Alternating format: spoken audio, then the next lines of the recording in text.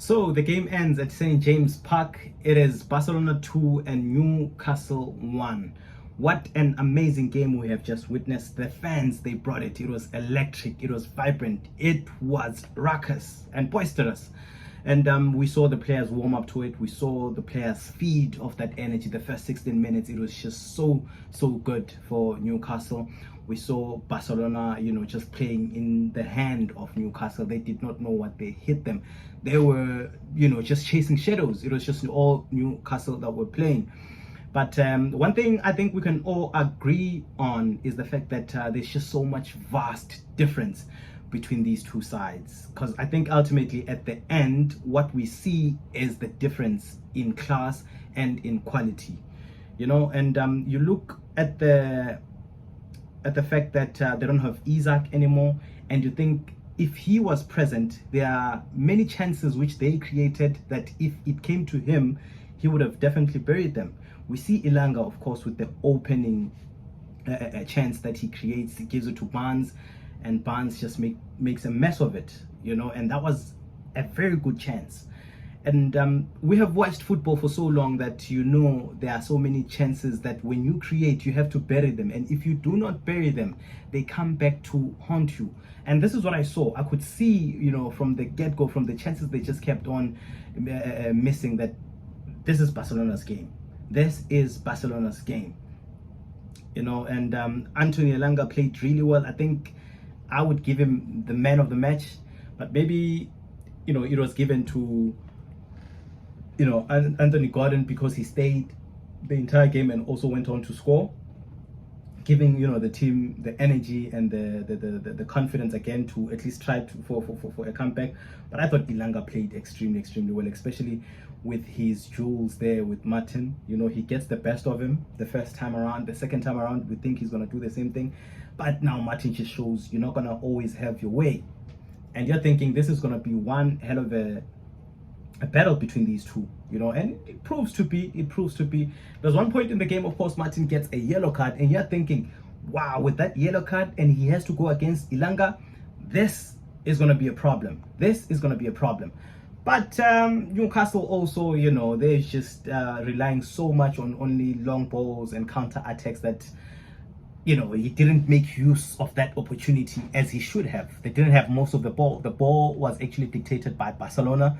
And Newcastle were rather content in trying to wait for the mistakes that Barcelona can make, and unfortunately Barcelona didn't make as many mistakes, and when they did, Newcastle were the ones that disappointed themselves, because the fans came through. The players also, when it came to the work rate, they did come through, but when it came to scoring, they didn't.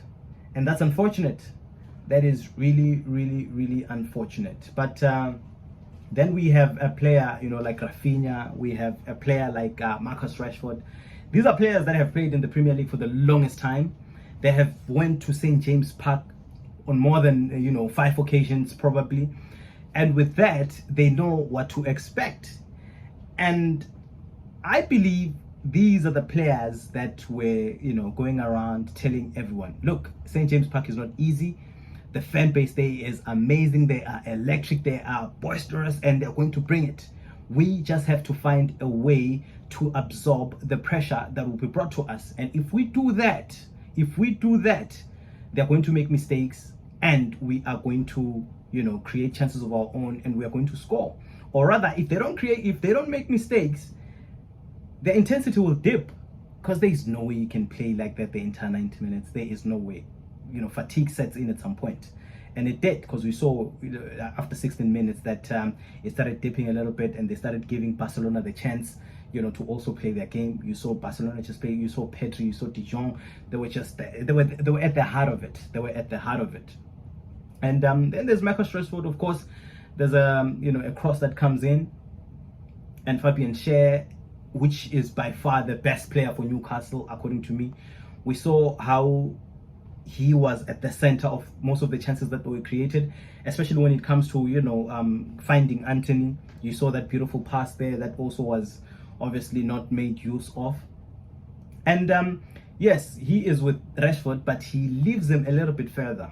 But when he starts realizing that the cross is going right where he is, he tries to cover the space between them. But unfortunately, he's too late. And what Rashford does is that he just picks a spot. He picks a spot and he heads it there. And Nick Pope at that point has no chance whatsoever. And just like that, it's 1-0.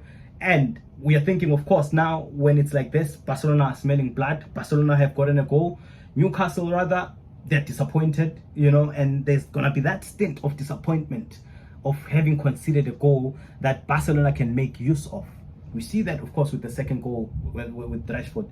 He has the ball, he's in the 18, he just finds a comfortable spot where he can just scan and shoot the ball to. He does that pretty well. He sees a post and he just shoots it there. He launches it there and in it goes, and it's 2-0.